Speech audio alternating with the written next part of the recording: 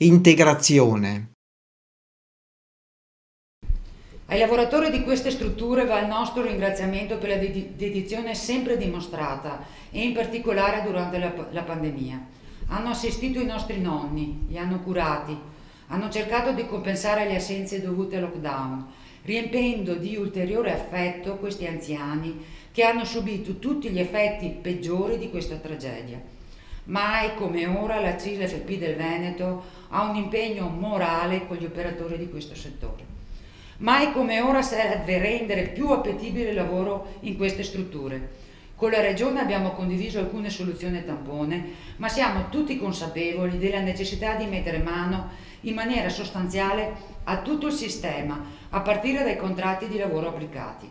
È ormai inderogabile l'applicazione del contratto sanitario.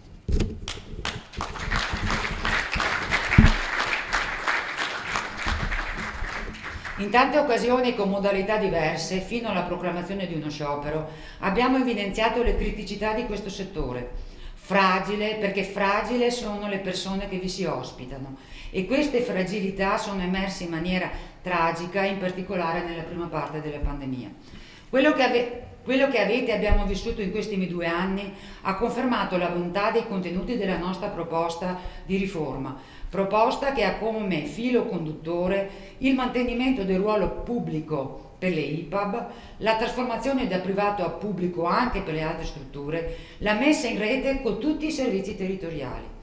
Riteniamo che se coordinate in maniera collaborativa da dentro il sistema regionale e se in rete con i restanti servizi sociosanitari e sanitari esistenti, possono diventare un punto di forza del sistema assistenziale, sia come fulcro del sistema residenziale extra-ospedaliero, sia come attore fondamentale del sistema ospedale-territorio. Siamo convinti che una gestione unificata dell'intero sistema sociosanitario assistenziale non potrà che portare benefici sull'intero sistema di welfare di comunità.